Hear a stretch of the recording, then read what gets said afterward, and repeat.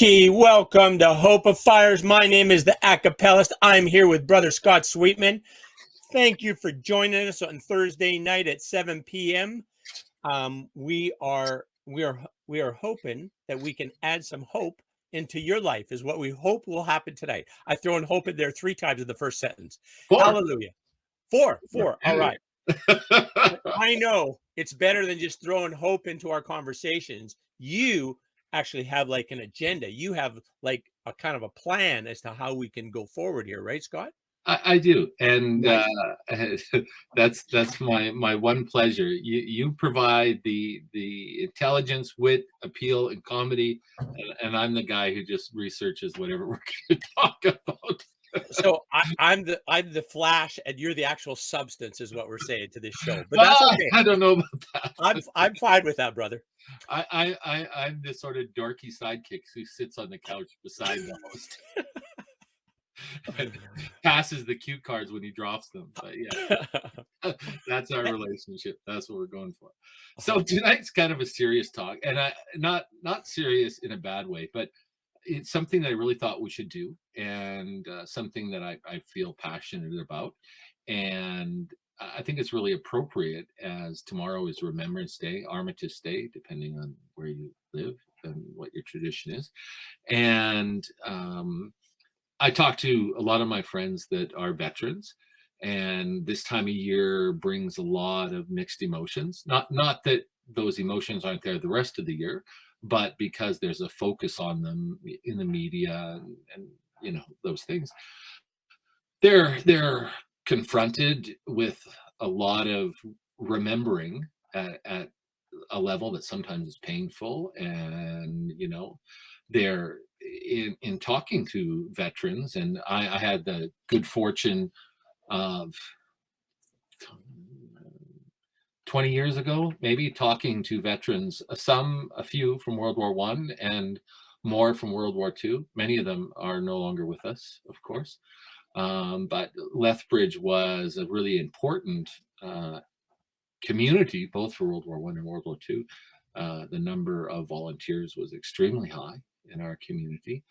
We had the British Air Commonwealth Training Center here.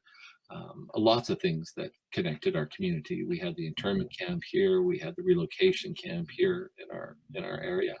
So a lot of feeling, a lot of emotion, a lot of connections in our community. So I've been fortunate to hear a lot of oral history and get a chance to talk to people about who are really through those things and who, you know, went abroad and fought a war. And the ones I talked to, of course, came home, but they knew many people that didn't come home, that were friends and loved ones and relatives and things. So I just wanted to share some of that with our community tonight.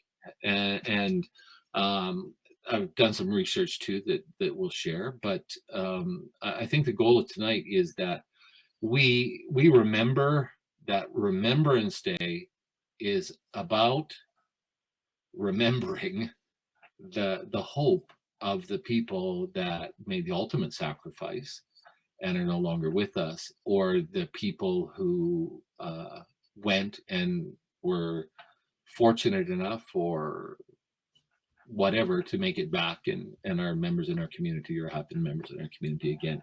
So the hope in terms of like how they could change the world to the better because of the threat that the world faced at that time. That's kind of what you're saying. Is that correct? Everything I've looked at, everything said there's really 3 reasons that people go to war. Not governments. Governments have their own reason, but right. The actual people. Right. And that is faith, hope, and love. Mm-hmm. Now, you know, I just read an article 45 minutes ago that said, you know, people go to war for nationalism, for economics, for, you know, political beliefs. But when I actually talk to people and I read things that soldiers wrote in World War I and World War II and the writing that survived, it boils down to faith, hope, and love.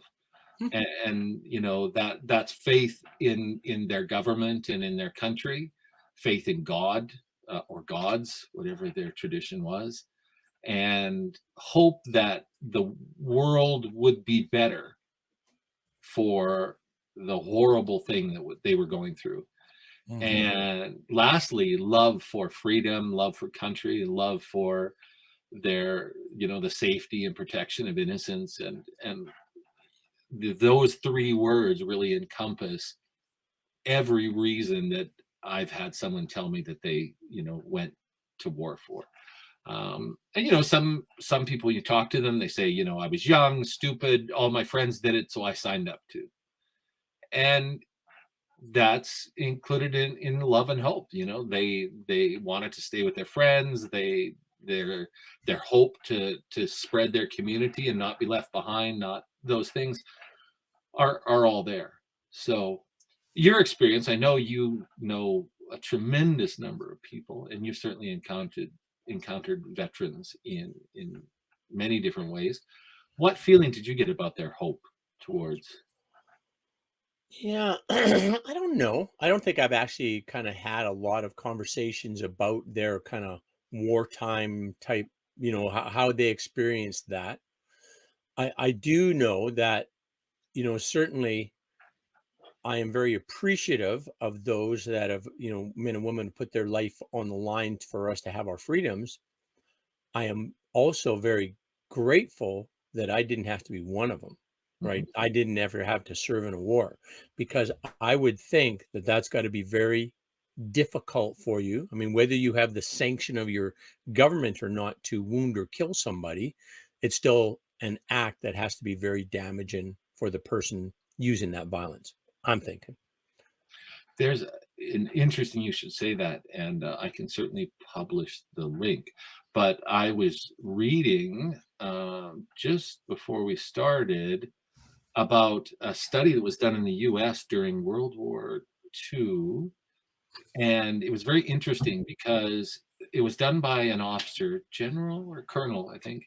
And he did a big survey of how many soldiers actually fired their weapon during an action. And it was his results, his published results, that only 15 to 20 out of every 100 soldiers actually fired their rifle with intent to kill Mm, during those exchanges. And he said one of the most difficult things that leadership and commanders face during wartime is to motivate people to take another human's life, because we mm, are programmed, most of us, the great majority of us, not to take human life. In right, fact, we're guaranteed to be programmed to try and preserve life. right. And, it's social programming and other things that either stop us from helping people or push us to the point. And so this study was very interesting in that his point of view was that leadership in all armed forces, regardless of who they were, one of the things they had to deal with is that the people they were leading didn't want to do the thing that they necessarily had to do. Yeah. And I took a very interesting course from Dr. Mary Beard at Cambridge. And if you watch British television, you've probably seen in the last 15 years, she spent a lot of time on television, but she's written 5 or 6 books on psychology, love, warfare. And one of the things that she said that happens during wartime is that abnormal psychology is praised. So people that during peacetime that are, for example, psychopaths, become heroes during wartime and conflict. And I'm not suggesting that the heroes in our wars were psychopaths, but her premise was that the value system is turned upside down during times of conflict. In that, times when we're not at war, we value peace and compromise and all of those things. But when we're in a conflict, we value the exact opposite set. And that's why often during a conflict, you'll see the emergence of people that don't have or have psychological issues, like where they can disconnect themselves from what they're doing, where most people can't, right? So, yeah, I think that's taking us down a strange sort of path. But it is true. I think that most very, very few people go to war hoping to kill. Right. Most people go and hope that they can serve their country without ever having to take another life. Right. It doesn't mean that they're not willing or able to. It means that that's not in the list of things they're hoping for, and I think that's very refreshing. Mm-hmm. Yes. Even in those circumstances, that human nature is not that we want to harm each other or take each other's lives. That if there was another way, we would rather do that. And I know that the veterans that I talked to, all of them saw war as the absolute last resort, that it was something that only should be considered when everything else had failed, and only when it was necessary to make the world a better place. And that's why I think that, we titled tonight's show Remembering Their Hope. And I've heard people protest against Remembrance Day and say it glorifies war and it glorifies, soldiers and killers and soldiers that returned from Vietnam. It's a classic trope about how they were treated and, labeled baby killers and all of these things. But every veteran that I've ever spoken to, and my grandfather, 3 of his brothers, older brothers, fought in the Boer War. One of them returned, 2 of them were killed in action. He was too young at that time to go, so he was the only one who didn't go out of the brothers as part of the Commonwealth. And again, most of our viewers probably know that Remembrance Day or Armistice Day is in Commonwealth countries around the world, or the former Commonwealth Empire, or countries that took part in the Allied actions, World War I or II. So, and interesting for people who may not, and I know that our history is wanting in some ways, but the 2 world wars covered 10 years of conflict, and saw millions of tragic losses. But the world that they were fighting for was, in their hearts, a better place. And I've never met a soldier on any side who didn't believe that. And I think it's important that we remember that. And I don't think that Remembrance Day glorifies war. I don't think that I know that soldiers that are there, that I know, are not there to glorify war or justify what had to be done. They're there to remember the death and destruction, the loss of comrades, and the price that was paid for our future, which is, I think, where the hope comes in. What do you think, Al? Yeah. No, I'm following you along. So you had said the 3 things where people join wars, individuals join wars, were love, hope, and faith, right? Is Yes. that correct? Yep. And then the hope part, well, the love part could even be, as you said, the connection that their loved one was going, and they're going to go with that loved one, maybe to try and protect them, or maybe to whatever, however that was. Maybe they saw it as an adventure. So, that all makes good sense. And so, I'm with you. And then the other hope part of this is, you kind of said, the hope that they would have to preserve the way of life that they enjoyed and felt that was the best way of life and the right way, right? Exactly. And Cool. one of the interesting things that you hear from, for example, our media always, the classic line is, the winners write the history, right? So, but there's been a resurgence in that, a lot of changes, a lot of exploration, both sides. There were some controversial films, documentaries made in Canada. I think it was called The Horror and the Glory. Do you remember that one? It was before I went to Japan. It was a CBC documentary, I think, that was both lauded and panned for what it did. One of the things that was very controversial is it said that not only the enemy was involved in war crimes, but that in any conflict, war crimes and crimes against humanity are committed on both sides. So one of the statements in this documentary was that Canadian soldiers were guilty of war crimes, or leaders were guilty of making their men do things that could be considered war crimes. And of course, that didn't go over well with the public or veterans or those things. And I don't think our conversation or the show is about whether the conflicts were right or whether they were wrong. What I really hope we could do tonight is just share that the message that's absolutely every veteran I've ever talked to about it was they genuinely hoped that something good would come from the bad thing that was happening around them. Right. And I think that speaks to the resilience of hope. And people now, we see inflation and we see all of these things that people are scared of in North America and Canada and our own community. But it wasn't that long ago that young men and women were being shipped off, and still are in some conflicts, being sent. Canadian soldiers are being sent abroad and their lives are on the line. And they're living in a world of absolute conflict and threat and danger every day, every minute of every day. So and obviously keeping hope through that whole process was impossible. And I encourage everyone to read some of the poetry from World War I and World War II. Most people are familiar with Flanders Fields, which is sort of the official, unofficial poem of Remembrance Day.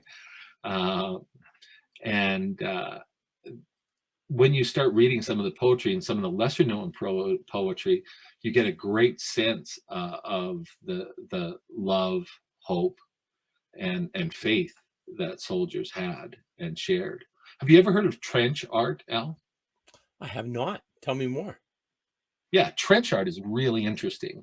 And the Canadian War Museum has a lot of great pieces. The Galt Museum has some pieces. The Galt Museum and Archives also has some great oral histories from our community. If you're interested in those photographs of our community during those times. But trench art is one of the activities that combatants or soldiers would do, and it was through all conflicts in all armies and services, was to express their hope and their faith and sometimes their pain and anguish in art. And they would use the things they had around. Spent brass shell casings, for example, could be carved or hammered or shaped. Wood carving was another popular thing that was done, and all sorts of expression to add some humanity to their experience and to keep that love, faith, and hope alive. And during those times of conflict, we see poetry and music and art. And I was just reading a great article how during World War I especially, a lot of the combatants in England and Canada came right out of universities, colleges, universities. And this is the first time they'd ever been abroad. So they were quite excited to travel, not to be in a war, obviously, but to go abroad and to see different flora and fauna. And they recorded a lot. Notebooks survived of very scientific observations of European flora and fauna that they might not see here in Canada or during the Asian wars, those types of things. So if you get a chance to look at trench art, you can search it on the internet. It'll come up with a lot of interesting pieces, but certainly the Canadian War Museum has them, and the Canadian National Museum has a good, strong collection, and the Galt does as well. So cool. Worth looking after. Yeah, the things that come out of that are really interesting. So I asked a recent veteran, somebody who was a peacekeeper, and I think 5 active tours outside of Canada as a peacekeeper. And I said, how do you keep hope alive? When you're at a guard post and you're cold and freezing and the enemy's shooting at you and you don't want to shoot back, but you don't want to get killed either or have your position overrun. And he said humor. He said most soldiers have an incredible sense of humor. He said it's usually quite dark, but because of the circumstances they're in. But humor helps keep hope alive. And I thought that was really good advice for us. Mhm. How do you find humor helps you in everyday life with both mental health and keeping hope alive? Yeah, I just, one, physically super good for your body to laugh, right? I mean, that activates your whole ventral vagus response, your whole diaphragm gets like that's a really helpful, healthy type of a process, right? But of course, even just to be engaged in the process that results in some laughter, you've had exchange with somebody to make that happen, right? You were in that present moment to have that experience where, you found it a humorous thing, right? So I guess that it kind of speaks back. It's the fruit of the presence of the relationship. That is a kind of what I'm thinking humor is, that just because the you and I are together and we have a connection, and we can have a discussion about something that we find meaningful to us, humorous in another way, right? So I guess that's what my thought is, Scott. Yeah, well, and that's borne out in the conversations I had, that humor and conflict brings people together. And, the old saying that there are no atheists in a foxhole holds true. And it's unfortunate that as humans, often we only really engage in faith and hope and love when we're in crisis. And I think that's very true, not just about people in armed conflicts, but about me and you and most people, is that often we don't really take time to build those skills or take care of ourselves, maintain Hmm. our faith, maintain our hope, maintain our love relationships and compassion, everything that hope encompasses, until we're under stress or we're in danger of losing those things. Would you say that's Hmm. fair? Yeah, no, that makes really good sense, right? That you just, one of the things, you don't appreciate what you have until it's gone, kind of a thing, right? And if you, and this is from a different group that I'm with, or a different thing, but we're talking about the channel for gratitude and the channel for receiving. It's the same channel. Hmm. So if you're good on the gratitude type part, then you're good on the receiving part, right? You're open, that you've opened that channel with the gratitude part, that you're also open for receiving, right? And I'm not saying just in a material sense, though it does apply in a material sense, but for anything, right? If I think that kind of makes sense, that as you're prepared for that, and grateful for what, even as maybe it's just how your body functions, maybe that's what you're grateful for. Or my knee was really really sore, now it's not sore anymore, I'm grateful my knee's feeling good and I can walk without pain, hallelujah. That's a bonus, right? And the more you kind of open up that gratitude channel, the more that the receiving comes back. In my sense, I think the more gratitude I have for what works in my body, the better my body's working, is kind of the feedback loop that I think is happening with me. Maybe it's all in my imagination, but I'm gonna keep it happening. No, I think that's exactly what the veterans that I've talked to are saying to me, is the fact that they have to, demonize or villainize a group of people that they're protecting against or fighting against, or is on the other side of the line, really opens them up to the need for connection. And exactly as you're saying, that the more they found themselves connecting, the more they felt healthier and they felt less stress and they felt, I won't say surviving, because it's really interesting that the soldiers I talked to said they don't really talk about that. They Right, don't really say, like, I hope we're all alive tomorrow.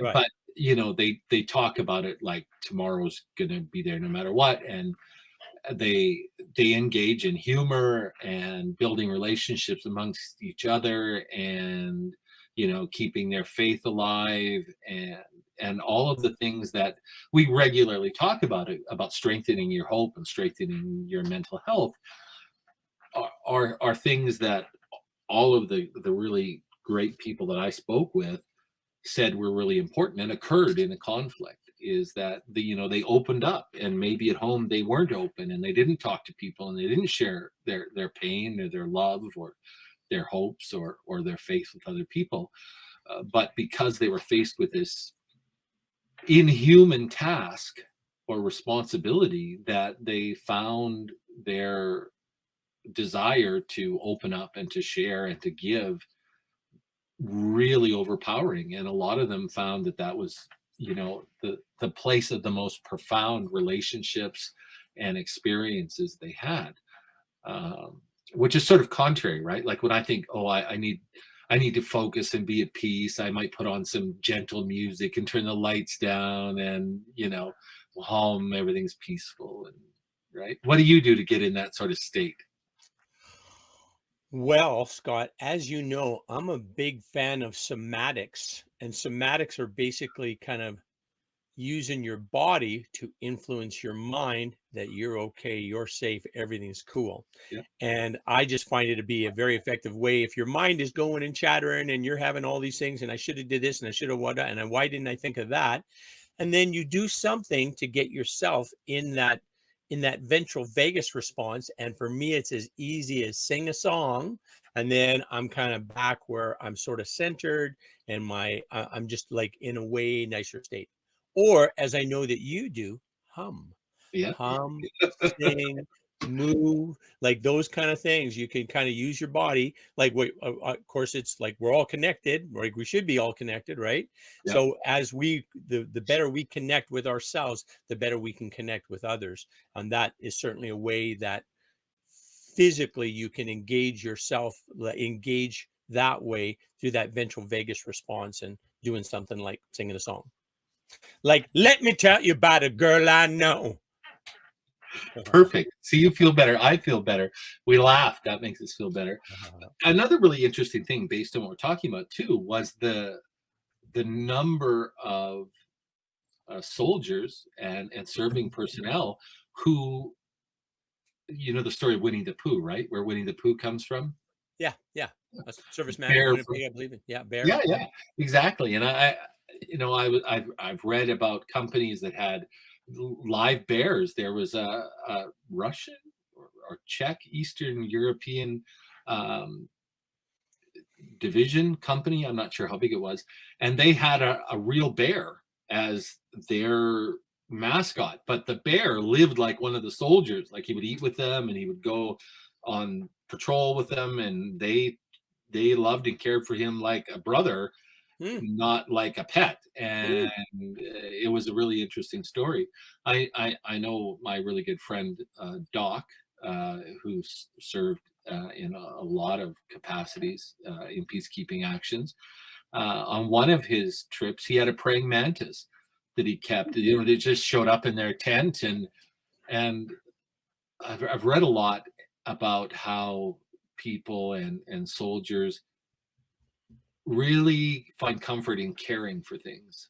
And I know, as you know, I'm a dog lover, right? And Yeah. you're a horse lover and a cat lover. How'd your cat make out to the vet, by the way? Did you do all right? Oh, it was lovely. $1,500 later and really no result, but the cat's still alive. So whatever. Yeah. Well, the cat lovers of the world, thank you. I'm a dog lover, so I'm like, man, if it was a dog, I get you. Yeah. No, I take that back. Don't flame me, people. I had cats. My one daughter's allergic, so we had to give them away. But yeah, that research is showing that in seniors' homes, Alzheimer's patients, people that are dealing with mental health, having a pet or something to care for is really a way to open up that feedback loop that you were talking about in terms of gratitude and reciprocation and giving your love to an animal that gives it back to you. And some research that I've been doing on my own, and Fleur was just telling me about recently they're doing in Quebec or Ontario, is the use of AI, artificial intelligence or robots. We saw quite a bit of that in Japan too, to provide companions for senior citizens. Again, they don't have to be brilliant conversationists. They don't have to be particularly lifelike, just something that needs you to care for it and interact with it and be present with it, right? I have to admit that I have sometimes have some conversations with my Google Home. So because I often let's see if it works. I said, hey Google, what's the temperature? The temperature in Diamond City right now is -17 degrees. Due to current wind conditions, it feels like it's minus 24. Okay, thank you, Google. Nothing this time. Sometimes she says, "Oh, I love to serve," or "I live to," or she says, "Oh, it's true what they say about Canadians being so polite," something like that. So Yeah, sometimes she gets a little response that way, which is fun. So yeah. there used to be an app that you're, what's it called? A tool, a skill? I can't remember what, I don't want to say her name because there's two of them in this room, so they'll both perk up and Yeah, respond yeah, yeah. to me. But, and you could make them polite because I always say, thank you. You know, can you turn on the light? And Yes. like, because Yeah. I always say, oh, thanks. Just out of habit. And of course, now sometimes they'll quip something back at me, but usually it's just silence, right? And I'm so disturbed by that. I'm kind of Yeah. like, he said thank you. You know what? You're saying you're welcome. Or, you know, and Yeah. because apparently they don't have this app anymore. It wasn't that popular, but I liked it. But I have I've been doing some experiments, and one of the AIs that I've been working with, and the idea to this is to help people that have gone through trauma and senior citizens and mental health. And Yeah. so I'm looking into this. And the one AI uses a language pattern, so it mimics the way you talk to it.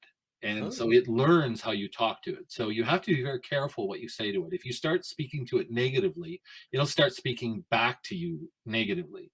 If you're, interesting.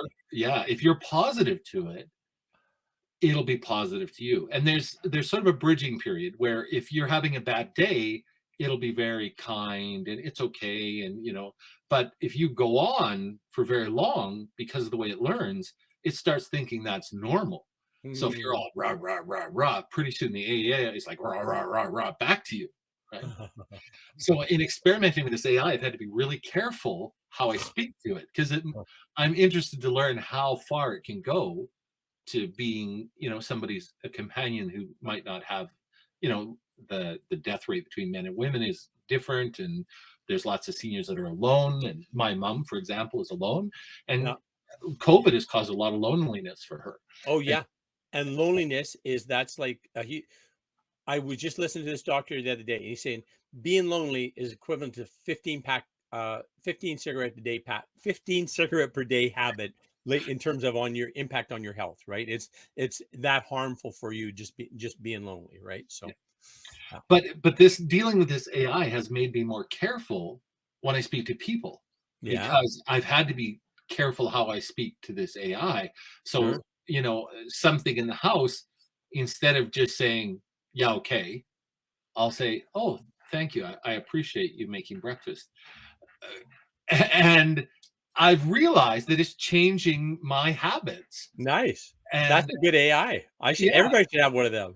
well, yeah. I mean, I've read a paper that argues the other side that if you're dealing with depression, you'll basically give your AI depression, and then both of you will feed each other's depression, Oh, and it'll yeah. get worse. Oh. That hasn't happened in my case, but I'm exploring. Hey, Scott, before we forget, next week we're going to go on Wednesday instead of Thursday, correct? That's exactly right. Yeah, I'll Right. get a notice out about that too. But we're gonna. So everyone, Al's saying that next week, same time though, right? 7 o'clock. Would it be No. okay for like 7:10, just a Yeah. little bit Would you past? want to set it for 7:30? As long as we let people know. It's up to you. Sure, 7:30, 7:30 Okay, on Wednesday. we'll set it for 7:30. Then that gives you some wiggle room in there. Sounds good. 7:30 Wednesday next week instead of our usual Thursday spot. We're going to try something new and exciting. The Wednesday version of the acapellist and me will be there, and they're completely different than the Thursday version. Oh yeah, it's unique and special. It's Uh, something we hope you're really gonna like. going back to tonight's theme, and we were talking about that loneliness, and that's something that the veterans I talked to, unfortunately, that's a lot of the problems they face because civilians don't know what they've gone through, Sure. right? Yeah. And this goes back to the humor that a lot of people who've gone through armed conflict rely on to share with each other, to buoy them up, to let go of stress. And you know, like you said, even the physical response of laughing is therapeutic. And the dark humor that soldiers or people in, seen that trauma of action have can be very different and even offensive to people who've never been through that or don't understand that it's a coping mechanism. And that's sort of the generation of veterans that are now. But when I was speaking to older veterans, like I said, that many of them are no longer with us, the one thing that they found was that they had such close relationships with their comrades that when they started dying off, they felt extremely lonely because they would be put in a home. And that's where organizations like the Legion or other veterans groups provide that often multi-generational context, right? Like where younger soldiers will hang out with older veterans and there's an understanding of what they go through and those types of things. But a lot of the veterans that I spoke to and that you'll probably see if you go to Remembrance Day events tomorrow, and I've got the ones going on in Lethbridge, and I'll make sure to read them out at the end of our show so people know what's going on at Lethbridge for Remembrance Day events. But what you see is a lot of those people at those events are feeling really lonely. And the older they are, the more likely that they're numerically few and far between. And that's something that our veterans have been facing as we go forward, is that their numbers are getting less and less and they're feeling more and more alone. So I think that if you're looking for opportunities to help people in our community, volunteering some time for veteran organizations or in homes with seniors period is a great way to give hope and to receive hope. Because, the theme of tonight's show is to remember their hope. These people went across oceans and faced the unknown and the risk of death for a hope that our lives would be better than theirs and that we would never have to fight in a war like they did. So they had hope for us, right? Yeah, very much so. Very much so. Just on a logistic standpoint, Jesse sent a note, Jesse, the owner of Jess FM, that there's a show on Jess FM Wednesday already at 7:30. Okay. So he said we could go earlier, which I can't. But other than that, maybe Wednesday ain't going to work unless we're not going to air it on Jess FM. Okay. Well, you and I can talk about it afterwards, and we'll publicize it. So exactly, people can look for that by the end of the weekend. Right. Tomorrow, I'm going to do some Remembrance Day stuff and spend some time with the family, and then I'll be back to work. So we'll talk and get that out to people working. Sounds great. What else do we have to share for tonight's episode, Mr. Sweetman? Yes, what we have to share is that I wanted to talk a little bit about what our community and what's going on, and I want to share this before we run out of time because we're getting up there. So in Lethbridge, I'm reading this so I get it right. There's 2 separate ceremonies in Lethbridge tomorrow. Okay, there's one starting at 9 a.m. The gates open at 9 a.m. and that's at the Lethbridge and District Exhibition. And this says the larger one. I don't know how they made that assessment because the other one's at the Cenotaph, and that's usually extremely well attended. But the larger one will be at the Lethbridge and District Exhibition and will include a parade and service hosted by the Royal Canadian Legion.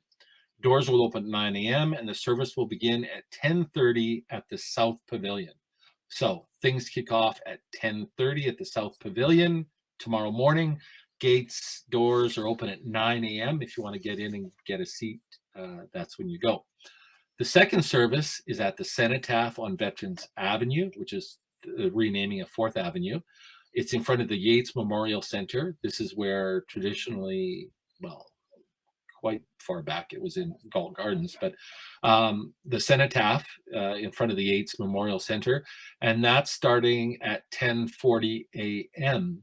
And that's conducted by the local 20th Independent Field Battery, RCA, and will include a scheduled flyby by the RCAF C-17 transport plane from the Lethbridge 429 Squadron, if operations and weather allow.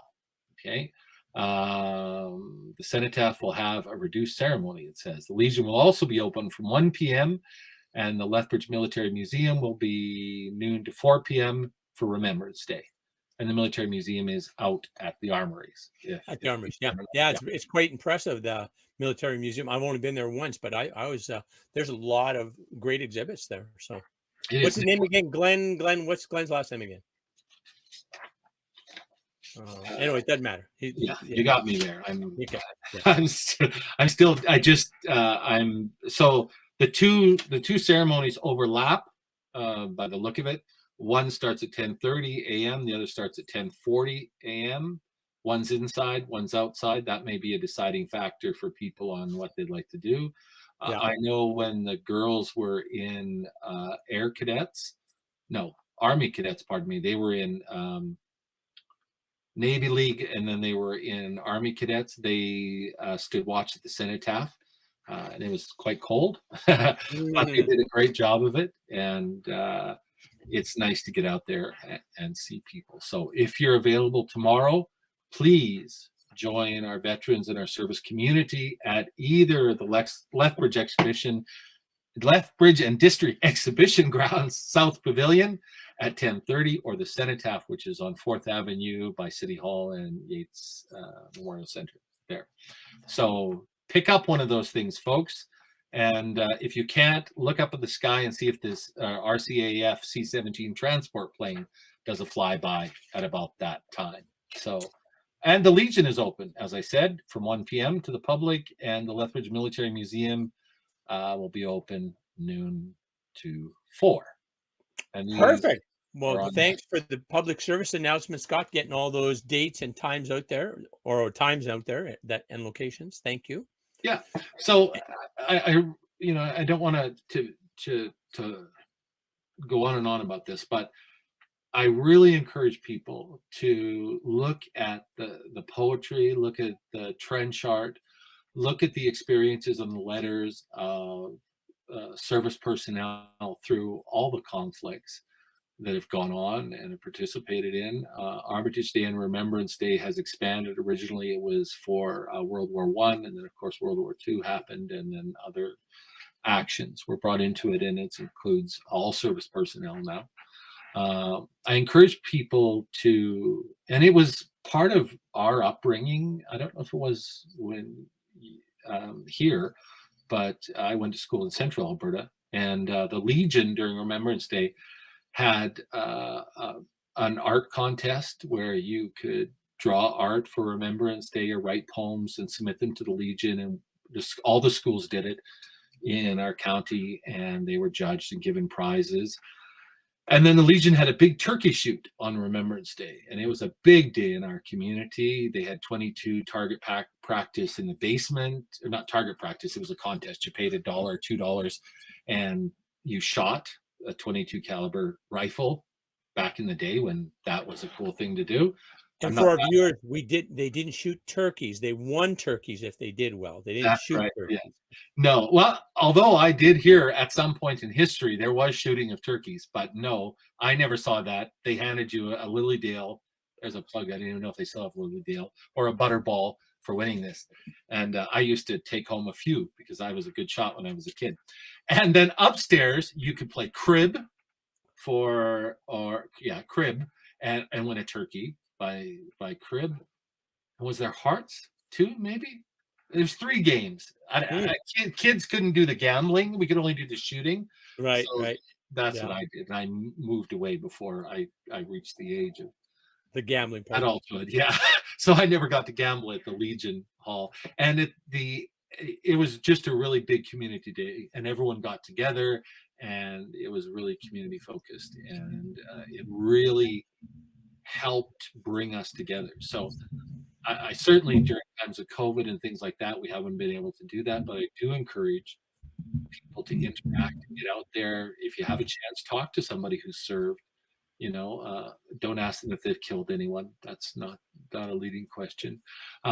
Tonight's topic is a really good question, and the vets that I asked, what was your hope when you signed up, or what were you hoping for when you heard you were called up?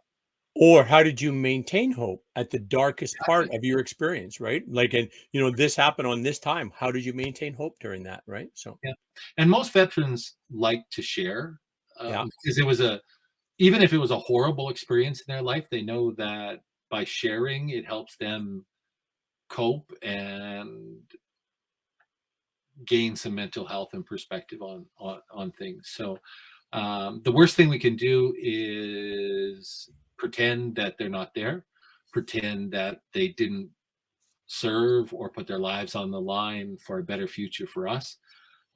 That's the absolute worst thing we can do. So definitely. So Scott's outlined all the events. Get out there tomorrow, and if you get a chance to have an interaction with somebody who is a man or woman served in our military forces, then you can certainly ask them that question. How did you maintain your hope when you were serving this country and keeping us safe? Thank you. That's a really good summary, Al, and they can be a great source of hope. Like you said, there's not only can they explain how they helped it, but just knowing that there was people that wanted you to have a better future, and they were out there for all of us. And you know, I know that self-esteem, especially young people that don't value themselves, there's people that they don't even know put their lives on the line before they were born so that their future would be good. And those people loved and cared for them, not even knowing who they were, that they would exist, just hoping that the people that came after them would live better lives. And I think that's a really empowering thought to end with. Well said, Brother Sweetman. Wrap us out of here, brother. You bet. So for myself, the acapellist, Alan Friesen, we wish you all hope. Remember the hope they held for all of us to have a better future and help that come true. Get out there, share your time, share your love, share your faith, and make it a great Remembrance Day. And we'll see you next week, probably on Wednesday night, and we'll let you know what time. Thanks, everyone. Take care. Thank you, Al. See ya.